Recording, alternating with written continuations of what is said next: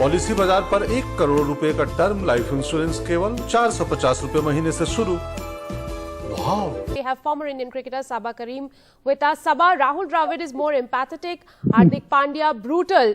What kind of conversations do you think they would have had with the youngster last night? That actually defines the character of both these people, isn't it, Rika? One can expect Rahul to come up with a statement like that. Hardik Pandya has just taken over the reins as captain of the T20 format.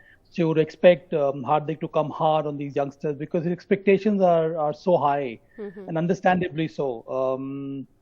I feel, it is a no-brainer that at times, because the mix-up, because of one tends to overstep because there are some issues in your run-up, and it may happen in a big game. It may happen when you're under the cosh, and I think this is what happened with Arshdeep as well as Umran Malik. So they need to go back, work on their technical measurements, work on where they take off on the final stride, because that's where the problem lies. And I'm sure along with Paras Mhambrey, they'll work very hard so that this kind of thing does not occur, because eventually India lost the game because of the number of runs we conceded, because due to the number of no balls India bowled, both by Arshdeep and Umran Malik.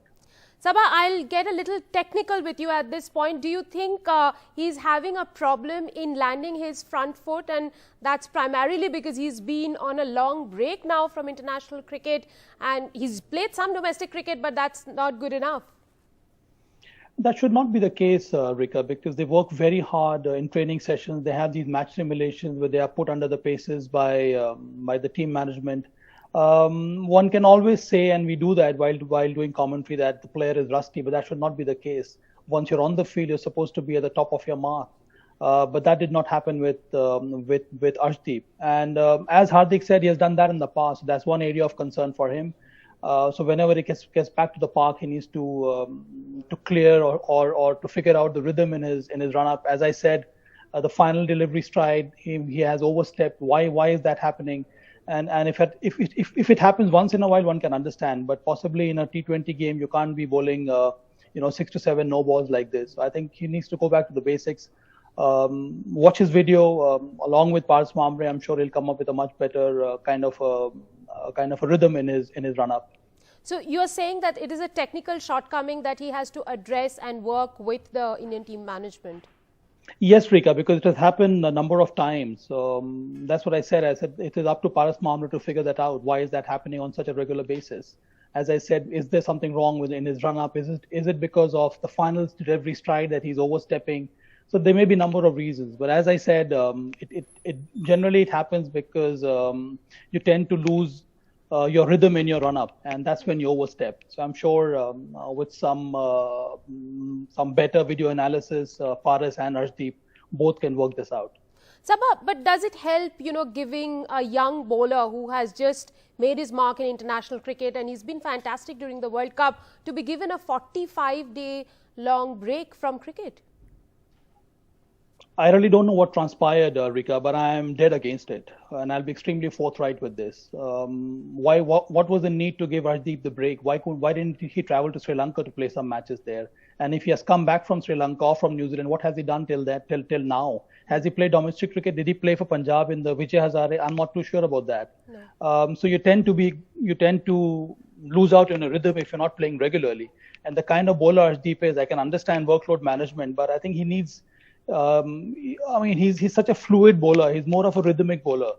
So he needs to play as many matches as he possibly can.